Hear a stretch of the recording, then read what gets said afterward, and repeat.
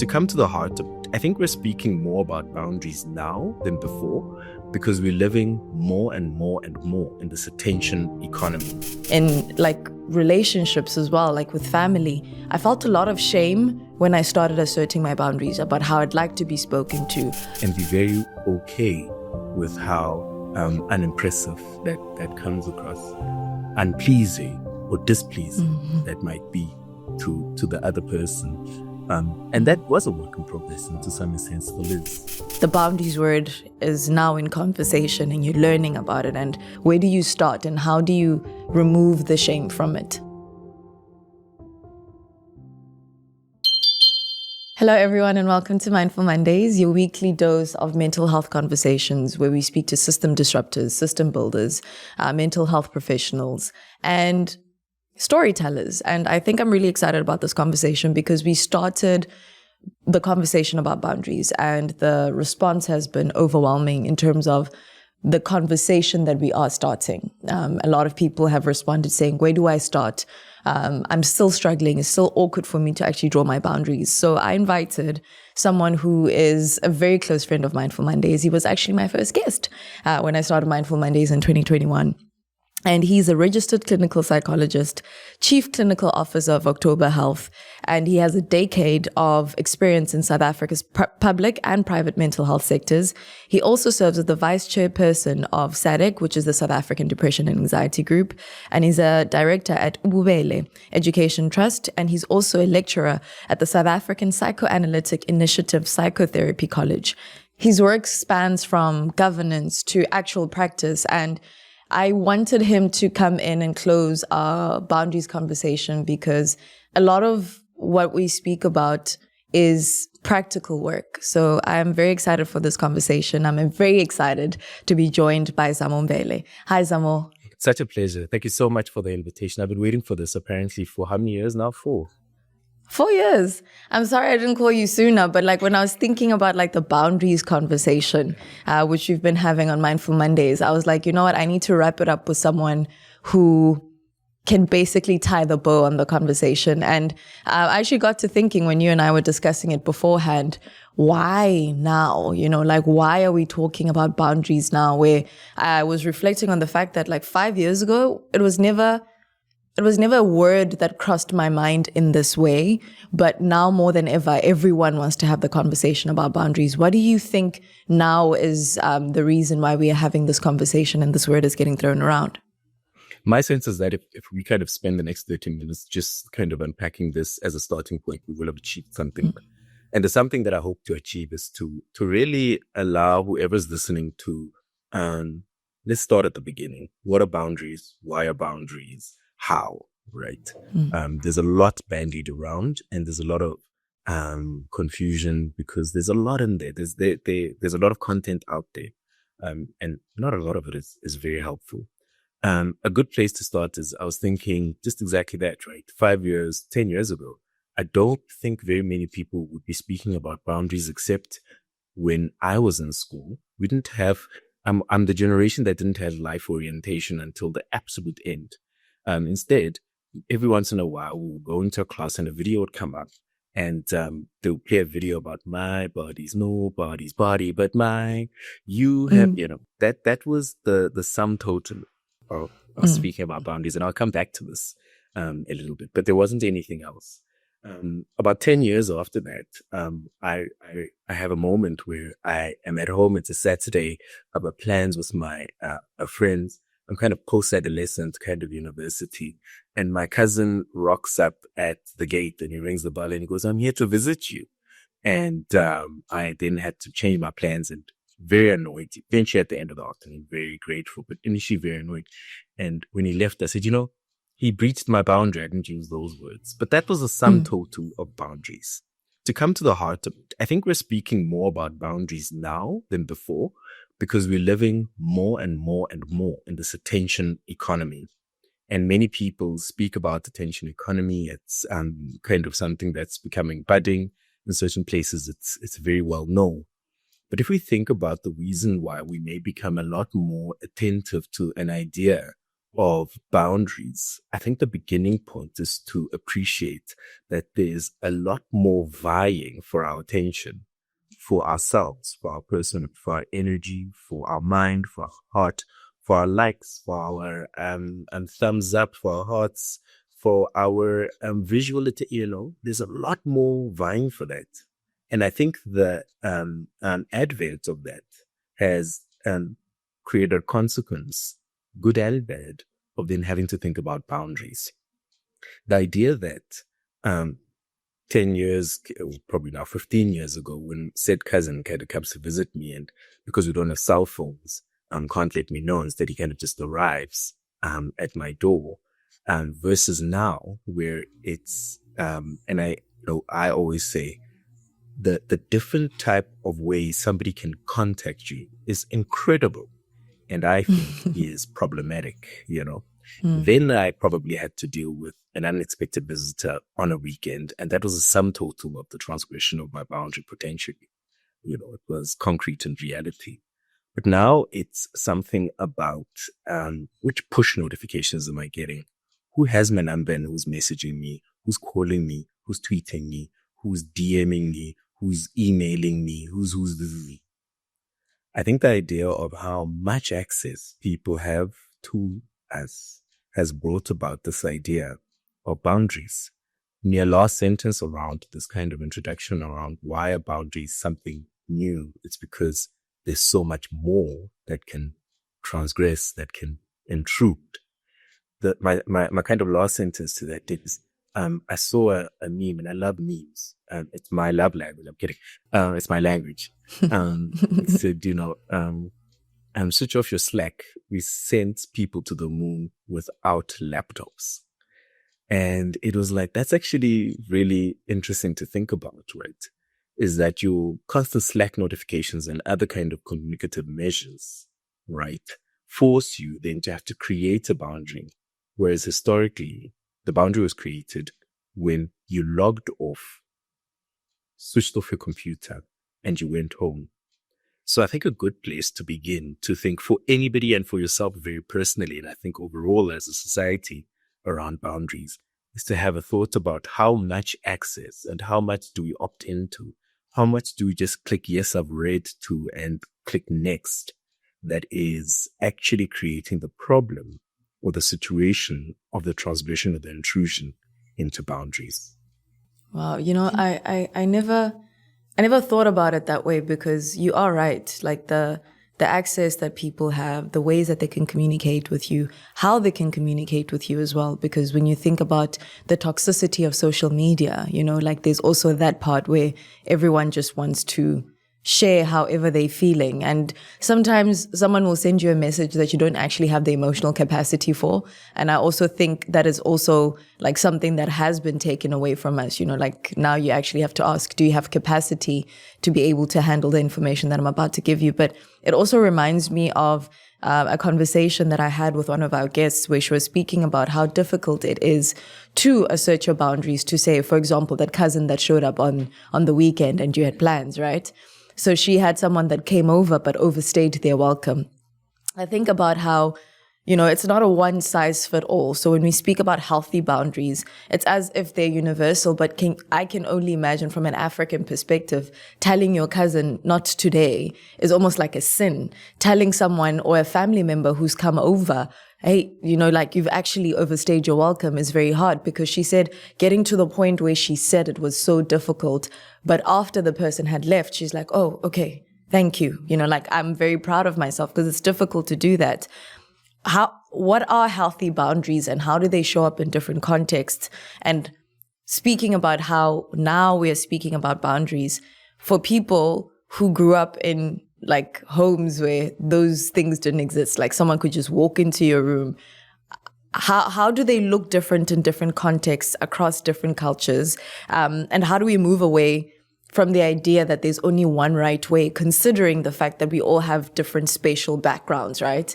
And for you to have that cousin come over, for him, he thought it was normal, we're family. But even the definition of how you can interact with family and how they can show up has changed fundamentally, like you can't just show up to someone's house. You can't just text or call at 1 a.m. And there's some people who still do that. How do you, can you take us through how that looks different, or healthy boundaries look different for different people, considering the different backgrounds that we have? So I think a good place to start in my mind, right, in trying to answer and understand a little bit around the healthy boundaries as well as the cultural context is I read this very interesting paper, this journal, and it was making reference to something else, but it used an example that the similarities between an Asian and an African culture are immense. And it went, and in fact, I think the paper was around law and spaces, right? As in legal practice and spatial law and all of that. And it said, if you look at a lot of Asian cultures, because of in most cases kind of dense population, you don't quite have your own space all the time, right? And you grow up in that culture, right?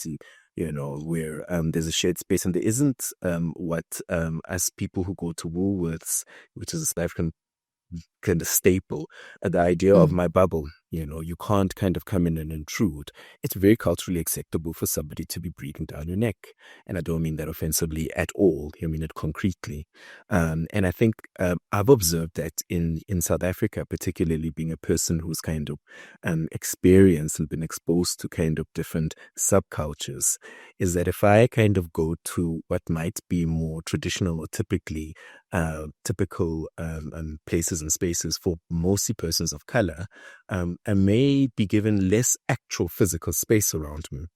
And if we also look at literally the geo-social construction of homes in most kind of POC cultures and places, there's less room between you and your neighbor. Right, which is very different in the Americas or the West and in Europe kind of thing, right? And so the context that I'm trying to borrow from that article is the idea that a lot of it is so cultural, right? And so unspoken about, but it's all around you, of just understanding, where do your boundaries, the idea, where does that even come from, and how has it been shaped? To go back to my idea of my body's nobody's body but mine, I was a fortunate little, I don't know, 6, 7-year-old in a classroom being taught that. And I'd had a thought that if I live typically for a person of color at the time, that is just impossible, because I am sharing a room with a sibling and my bath space is perhaps less private. So actually, it's a complicated thing that I have to think about around my body's nobody body but mine, and to kind of circle back to it. And I hope you can have then you can see what, and maybe I'm not being clear around the idea that the idea of boundaries is so culturally set inside of you, but an awareness of it will allow you to appreciate your own, and I think respect the others too, right? And I think that this is more so the case the more of global citizens we become, and the more we kind of allow ourselves to then move out and into kind of different spaces. Is that what had happened between me and my cousin is that by virtue of many things, subculturally, I had perhaps shifted away a little bit to an understanding of what's appropriate. And that for him, it was completely fine. And I'm glad he did it. We had a lot of time. We had a great time. But that I had shifted into a slightly different subculture, that would say, you must alert the week before. And it allowed me to have a lot of compassion for them. But it also allowed me to know who I am now, so to speak, and without kind of apology, that this is where I'm at and this is where I'm in. This is the subculture that I am operating from, in particular, as well. I think when it comes specifically to the idea of what's then healthy and what's unhealthy, and I hope to kind of take it much more from an idea or ideology of it's a cultural thing. I think another interesting way to think about what's healthy, what are healthy boundaries, is to think about a boundary is something that is there to keep something out and to keep something safe. And the keeping out is all the times what we think about, right? Mute notifications, don't look at your phone. And a lot of our devices and the manufacturers have done incredible work in helping us do that. But I think that another thing to think about is, what are you keeping safe? Is it your time? Is it your mind? Is it your heart? Is it your sanity? Is it your body? Is it your clarity? Is it your thinking? What is it that you're wanting? And that will help you determine how to set a healthy boundary tune. What is the health you're trying to achieve? What's the sense of safety you're trying to maintain that you need to be looking out for? And maybe kind of last sentence on that, because my body is nobody's body but mine. By far, in majority of circumstances, I will keep people away from me and I won't be exposing. And then there may be times where I keep the safety or the intimacy of my body and share it with somebody else, something like that. I like the idea of, what is it? My body is nobody's body but mine, right? Did you ever hear that song? Was it part of your curriculum? No, but I like it. This must sound silly then. No, it's not silly, because it touches on different things. It's not just about boundaries, but about consent, And I think it's such an important song, because as you're saying it, I'm thinking about bodily autonomy. I'm thinking about consent, and how, I grew up in a setting where the songs I used to sing at like Sunday school or whatever, they stay with me, they stay with me in terms of like how I think about things. And like a song like that is just so necessary, because what it's speaking about is like consent, yes, but also, again, the idea of boundaries. I like what you were saying when you said, what am I trying to keep safe? That's how you define what is healthy and unhealthy for you, because again, it's not a one size fit all. Sorry to interrupt, but I also just want to add to that, because it's so very important, right, around consent. And just, I was listening to, I was thinking earlier, a point that I must make, sorry to interrupt you, but a point that I must make is that when we oftentimes speak about boundaries, we're imagining that somebody out there is doing the intrusion. And most of the time it is. But I think we also just need to hold ourselves accountable and go, when are we consenting without consciousness, maybe without really thinking it through, for people to intrude? How many times do we just click on, do you want us to send you notifications? Yeah. And then we get annoyed, around the different notifications, So boundaries also is about you holding yourself accountable and thinking a bit about, what have you consented to, and do you want to revise that? No, but I think again, it goes to, I'm glad that you made that point, because even the things that we consent to, social media, which has become like such a big part of our everyday, and how we're basically consenting to people having opinions about like whatever we share out there, the different comments and the different likes. It's almost like validating different parts of ourselves. But we must be careful, again, I guess, about how we define what our boundaries look like. Because it sounds like, when you think about what is safe for you specifically, because I've never thought about it like that. Like when I think about boundaries, you want to prescribe to the universality of it. Like, okay, the boundaries says, say no to this, say no to that. But it doesn't necessarily mean that I'm uncomfortable with the thing that you're telling me to say no to.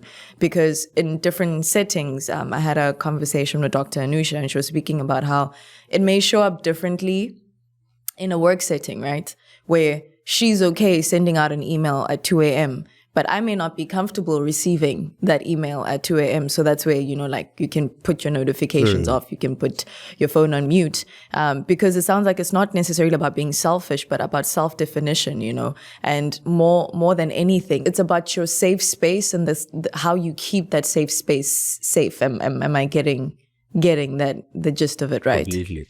Like another, just to be very brief, and never, until a particular time in the world, nobody thought that you needed fences until you did.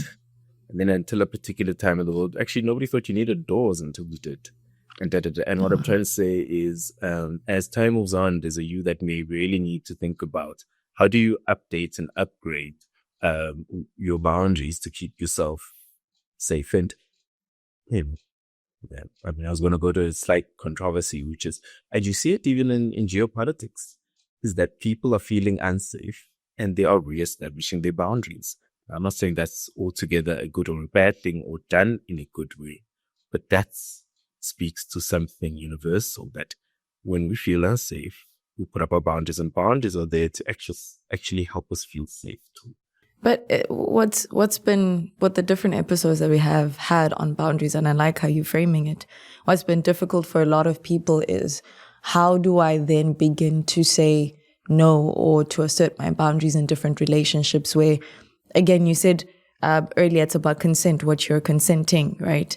Because there's a lot of forgiveness that comes with going on this journey of getting to a point where, you know, you actually start speaking up about certain things that make you feel uncomfortable, or certain things that make you feel like your boundary has been disrespected. But for the most part, if you're not speaking up and then suddenly, you know, you become that person who has to now assert their boundaries in their workplace, in their friendships, in their romantic relationships, and everything else in between, I find that it's a very uncomfortable start, because you almost feel shame for one, saying what you need to say, because I don't know if it's the people pleasing aspect of it as well. You know, like when, for me personally, when I started getting to a place where I would need to assert my boundaries, it was such an uncomfortable experience, and I almost had to shape it or like frame it from the perspective of, you know, if my child like were to ever deal with something like this in the future. I don't even have a child, but like I had to frame it like for future me,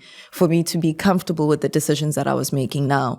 But at the same time, a part of me wanted to go back and, you know, like people please. And even in like relationships as well, like with family, I felt a lot of shame when I started asserting my boundaries about how I'd like to be spoken to, about I have a rule, do not call me before 10 a.m. For the most part, even if I am awake, it's not by choice. It's because of like life circumstance. Do not call me. And I had to like assert that boundary with my mom as well. Like, unless it's an emergency, please, like that's what I want. But outside of that, it's a very difficult thing to say to people. I was having a conversation with a friend last night around, I'm a germaphobe. Like, I struggle a lot with germs. Like, I struggle a lot with, especially in New York, right? And when people come over, I end up not wanting people to come over, because having to explain that when you come into my space, this is my expectation. When you come into my space, this is what makes me feel comfortable. For you to come into my space, it's not that it's a rule book, but it feels like it's a rule book of how I want to feel safe in the space. But I almost feel shame when I have to assert that. How do people get to a place of, including myself, of like feeling comfortable with them, you know? Like, obviously you've been doing the work, and luckily that song was put in your mind from a young age, so you know that. But for people who are just starting out, or like people who are getting to a place where the boundaries word is now in conversation and you're learning about it, but you've always been a certain way with people in your family, your friendships, and now it's almost like you have to do a complete 180 and be a person, be your biggest cheerleader and protector by putting the fences around you, I guess, with what makes you feel safe and what doesn't. Where do you start, and how do you remove the shame from it? So, you know, occupational hazard, I'm a psychotherapist. I'm also a candid psychoanalyst. So I'm always going to look into the self, right? And say, look, start there. I'm also a social being, so I'm aware that things are complicated, which is why I made my very earlier point around we live in a world, right? And we live in an ever kind of mixing and meeting world. So meet the world with intentionality, meet the world with an awareness of where you come from and where they are. So if you are going to go into the working professional environment, be aware and be deliberate and be intentional about this is what you are doing. There's such benefit of going out of them. There's such benefit of amending certain boundaries to receive certain things and give out. So that's the social. But then we come back to the individual type of conversation and to work through it. A good trick, and if I'm going to shorthand it because more of time, is to think a bit about the consequences of having had your boundaries breached. And to take that seriously. What I've seen us all do is to minimize the consequences of a boundary breach, because we don't want to make things awkward at all, right? But the consequences of a boundary breach oftentimes give you a good indication and signal around how important and how essential is it for you to put up this boundary. Actually. For me, I'm generally grumpy before 10, but you can call me, type of thing, right? However, I don't know, I'll probably have something that I'll think about it before we end. That's also a no-go, type of thing, because the consequences of that are just not good for me, and don't feel good, at all, right? And take those seriously, actually, because those are signals, indications, they feed back to you, around that thing. So that's one, right? Think of the consequences of it and think of how unsafe it made you feel and so on and so forth. I think back to my earlier point, which is why I started with this. Also have a good check-in around what's your reference point around boundaries? What's your psychic, social reference point around what is allowed and what is not allowed? What are transgressions and what are not? And how are you going to formulate that? I.e., how do you receive that? How do you know where you come from? And does that work for you now or not? As well. I think the third one, which is the most difficult one, is this idea of people pleasing. Here's a strange way to think about it. There was a point, I think, where people would ask me, so what do you think about this? And what do you think about that? And I'd have to very quickly kind of come up with a point, as opposed to say, I don't think about it. I don't, because I don't allow it to kind of, enter my mind frame. People are, oh my goodness, did you see this video? Did you see what Kanye West said? What do you think? I didn't see the video. I didn't watch it. And that's my boundary, is because actually I'm very well aware, to my earlier point, about the intrusive potential of a lot of things that I have in my life. And I'm going to create a very unimpressionable impression if I say I don't think about it, or I don't know, or I haven't seen it, and be very okay with how unimpressive that comes across, unpleasing or displeasing that might be to the other person. And that was a work in progress, and to some extent still is, to be okay with not being impressive, not meeting the other's need. A harder part of this conversation that you kind of ask around, how do you become more okay with not being people pleasing and therefore maintaining your own boundaries, is every single human being's job and work that we have to do intrapsychically, which is to work with an internal sense of self and a sense of okayness, including its limitations, its flaws, its inability to comment on something, its inability to contribute to something, its inability to participate in things.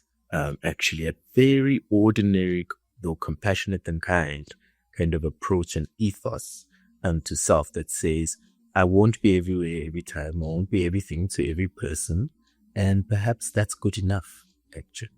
No, thank you so much for that. I was gonna ask you to that effect, like the advice that you have. And I mean, with everything that we touched, just to wrap up, I think, again, it's not a one size fit all, but it's conversations with yourself. Because I think once you check in, then you can see or think about the consequences, yes, of those actions, and think about how it made you feel before, and the importance then to you specifically of what it actually looks like to have your boundaries crossed. But thank you so much. I know we are out of time, but I just wanted to, I just really wanted our listeners to know that it's okay to not have it all figured out, and it's okay to actually start somewhere. But then again, it needs us to be mindful. So thank you so much for joining us, and thank you so much for making time. Thank you for the invite. I know now that I probably have to take my shoes off if I ever get invited to your party, and not to go in for a handshake with the gym. But thank you, I suppose, for a couple of things. The thing about Mindful Mondays that you've done is that you haven't created a podcast that is insulated from vulnerability. I think the invitation that most people find is through your own vulnerability, both as guests and as listeners. So thank you for your generosity and how you kind of facilitate these conversations, and all the very best. Thank you so much. Thank you. I will speak to you soon.